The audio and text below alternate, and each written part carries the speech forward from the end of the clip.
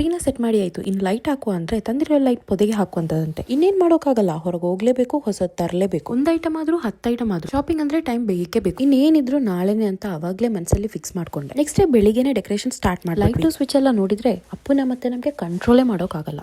ಜೊತೆಯಲ್ಲಿ ಮನೆಯಲ್ಲಿ ಕಸಿನ್ಸ್ ಇದ್ದಾರೆ.